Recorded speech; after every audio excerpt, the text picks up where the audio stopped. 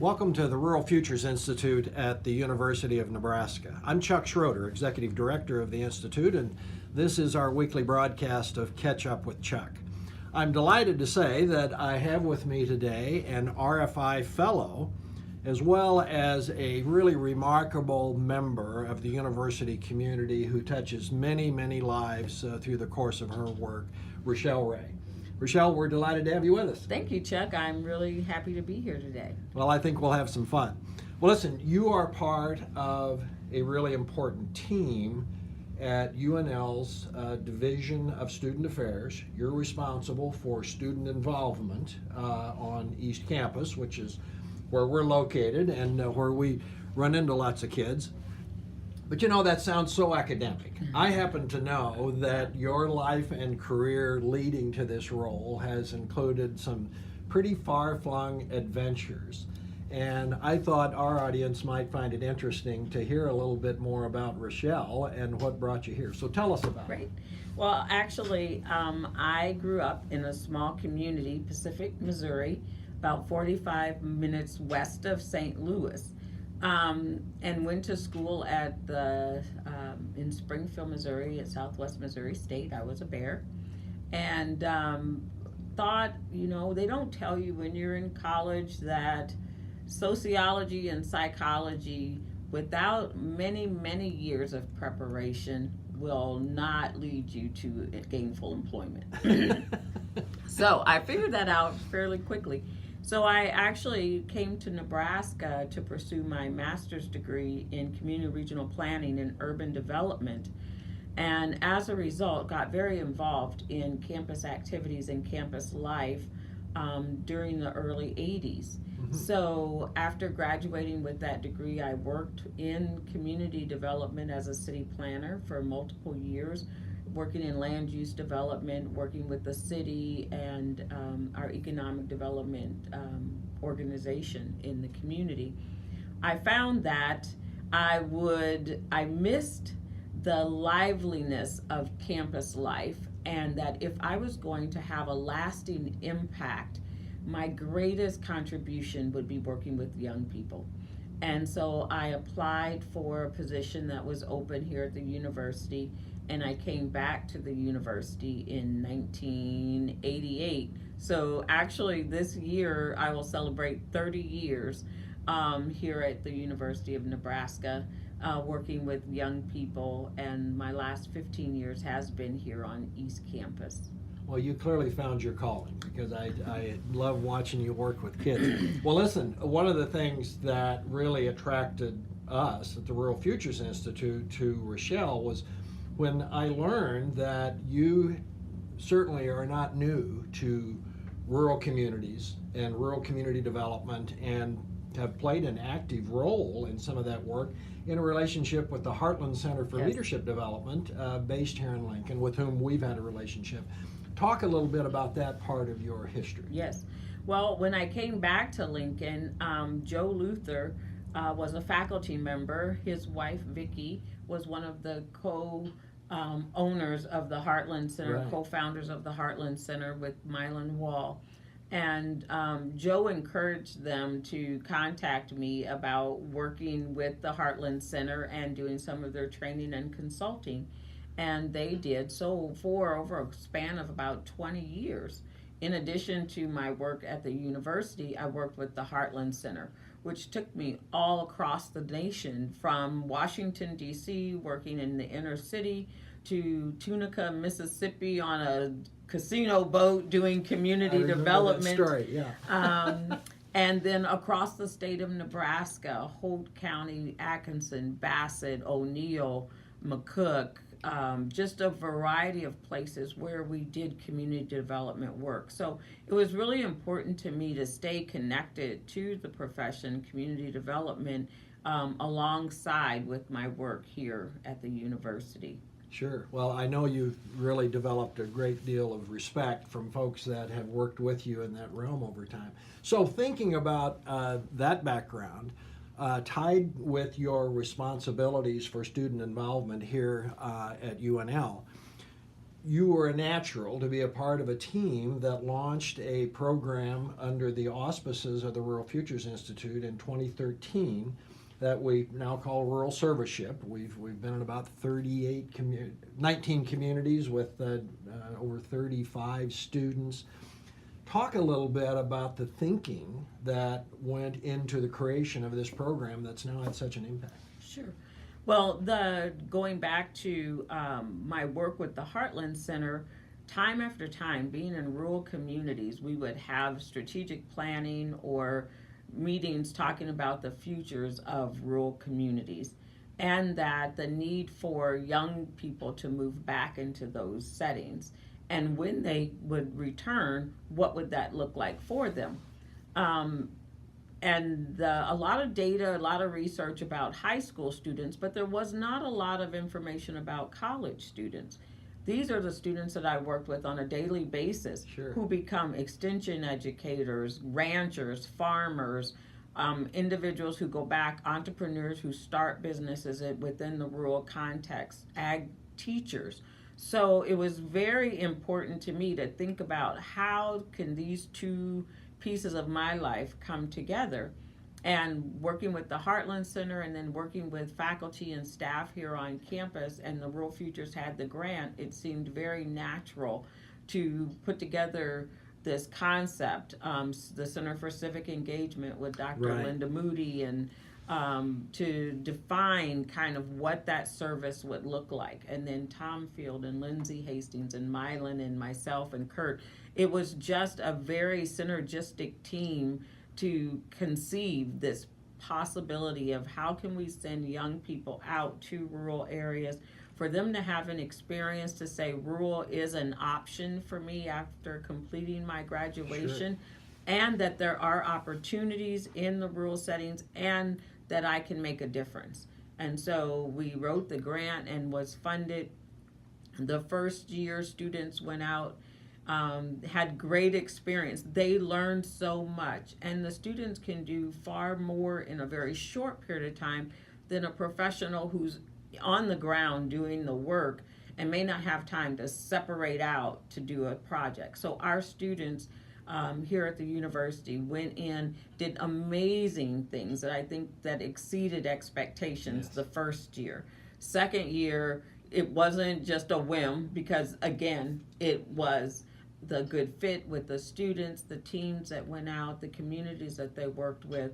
Excellent things occurred. And now to think that we're this far and it has continued, and the success continues to be demonstrated through the work of the students that we have going. Well, you do such a great job of preparing these students to go make a difference. And by the way, learning skills that will allow them, whatever community they end up in, to be leaders in that community. Absolutely. And it's part of the fun for me with that project is every year, without fail, the mentors, the community leaders that have worked with our students will call me at the end of the summer and say, gosh, those kids got things done in 8 weeks that we couldn't do in 5 years. And by the way, would you mind sending them back here next year? Absolutely. Because Absolutely. they've had such an impact. Absolutely. The students have a capacity to rethink, re-envision. When you're there for so long, there are little things that you overlook or that you might walk past many, many days and think there's nothing that can be done. And so or be a little intimidated about bringing it up. How do you do that? Yeah. One great example was the students that were in Red Cloud. There was a house and an area, and everyone in the community knew that there was a opportunity there to make it better. It was an entrance to the city. The students worked with the homeowner and the churches and the community members in the city to do citywide cleanup days and improve properties and things. And the one thing that was really important was to preserve the dignity of the people. Yes. So that ability to go in and work with individuals in the community in a level of respect and dignity that had a great impact, you know, in that area, and people appreciated that. And those stories got repeated everywhere our students have been. The University of Nebraska, the students who were here in our programs are exceptional young adults who have a lot to contribute to our rural settings. Well, it's been fun to create that opportunity. Well, listen, on some other episodes of Catch Up with Chuck, we've discussed our core beliefs at the Rural Futures Institute, and those include things such as we believe in people's capacity to shape their own futures. We believe that diverse and inclusive leadership is critical to a successful rural community, particularly in today's environment. And you know, your work with students here at the University of Nebraska really delivers on those beliefs right at the ground level as we're preparing young people to go out into communities. I want you to talk a little bit about the strategies that you employ here with our students to help build those core beliefs in them that they can take with them out to communities when they go. I think at the fundamental level that every individual is deserving of respect. And so my ability to communicate that to them when whether it's a person that's older or younger, that looks like you, that may be different than you, they are deserving of respect. And oftentimes we have more things in common than the differences that separate us. Last week I was doing a presentation for one of the ag leadership classes, and I said, when I'm driving through Nebraska and I might have been doing a training or a workshop, I said, and if I'm driving my car, I know that if I just go like that as I pass by, and the students just begin to nod because you know it's a communication method. It's a way of giving honor to, it's learning about where people are in places. And I think that my background in community development also, that you become kind of a part of a community by listening. So Sure. Don't rush in to try to make people do something or do something on people versus do things with people. And so how do you establish good communication skills? How do you think outside of the box and envision new ways of doing things? But then also developing relationships is really, really, really a critical piece of that. And I hope that my work with students coming in from various communities, when I've been here on the East Campus for about 15 years now. When I first came to East Campus, I didn't know about the various calving seasons. I didn't know duck hunting or deer seasons. And I learned a lot from the kids here. Sure. Anhydrous ammonia. I learned a lot about different things. And so what I learned is that my ability to take that information, and then when I'm in various places in rural communities, share some of those things with the members. It helps to ease that relationship and helps to put people at ease, because diversity is not going to go away. Sure. As our nation changes, people will see others in their communities, and so we have a responsibility, I think, at the university to equip them to go out wherever they are, urban, rural, and to be ambassadors for the University of Nebraska and demonstrate that caring and those competencies when they're working with others. Absolutely, and we see communities going through that transition in some very positive Yes. ways today. And we've had some other RFI projects focused on diversity, and we start seeing communities celebrating Yes. those differences and taking advantage of them and creating a more dynamic future for themselves. Yes. Well, listen, I want to follow up on a piece of that. Another of our core beliefs is that our complex future requires mutual respect and collaboration between rural and urban sectors. Reshell, you work with students from the broadest array of backgrounds, from the largest cities to the smallest towns. Talk a little bit about how you try to bridge that rural-urban divide that we hear about so much. Yeah. we're connected. So what Lincoln does, what Omaha does, what other large cities do, it cannot occur without what happens in rural Nebraska. I'm going to say rural Nebraska, because it supplies so much, whether Sure. it is garments, industry, food, supplies, and things of that nature. We're all connected, and so seeing ourselves as interdependent is really important. And we can learn from one another. We can resolve issues collectively. Collaboration is so vital, because none of us can resolve things in a bubble. So being able to create that connection between urban and rural is really important and very critical as we continue to move forward. Well, I just know that your preparation in the training program that we do before we send our students out is, we've had kids from Chicago, Yes. as well as Omaha, and again, as well as some small communities. And I know you really have helped build in that mutual respect, and they've come out of the program dear friends, Yes. great respect, learning from each other, respecting each other for what they bring to the table from their own background. So I think that's been important. Our first year, there was a student from an urban area, and they had a lot of trepidation. You could see it on their face almost every time we talked about the journey.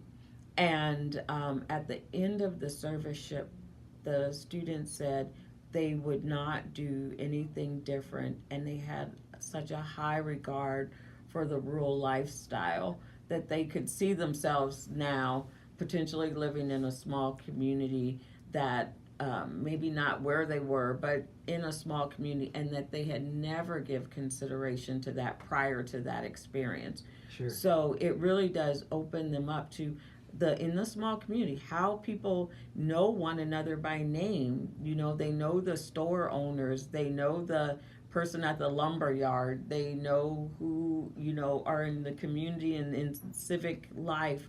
And I think we introduce them to the rural setting in such a way that it really does help them to see that it's okay that I'm not 10 minutes from every store, but that hour drive and what I see, that's okay, and I can manage that. So I think that that's a real important part of it. Sure. Listen, we're running out of time, but I just have to say, I have so enjoyed over the last 4 years, Reshell, watching you work with students from such a broad array of backgrounds, helping them find a home within the University of Nebraska, and that really prepares them to live productive lives as citizens, as community leaders going forward. So I just think it's important to tell parents that are considering where they might send their kiddos for that life preparation to know that there's a Reshell Ray at the University of Nebraska that takes very seriously those students one by one.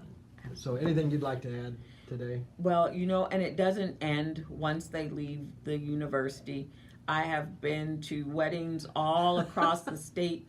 I heard you checking up with a mom here earlier. Absolutely. I get Facebook posts of babies when they're born. There's a lot of young parents, young families that have stayed in the state of Nebraska that I stay connected to, and I can honestly say there is no place like Nebraska. You cannot send your son or daughter to a better place to get an education, to be well grounded in their field, but yet develop the skills necessary to be successful in their lives beyond the university. Well, I just have to tell you that we're so proud to be associated with you as an RFI Fellow. Thank you. And as a colleague here at the University of Nebraska. Well, listen, we want you to stay in touch with the Rural Futures Institute through our website, through Facebook, Twitter, Instagram, LinkedIn, all of those tools. We try to communicate in a variety of venues. And join us again next week for the next edition of Catch Up with Chuck, where we're going to be talking with real people about real places, demonstrating that thriving rural communities are a legitimate best choice for worthwhile living. Thank you.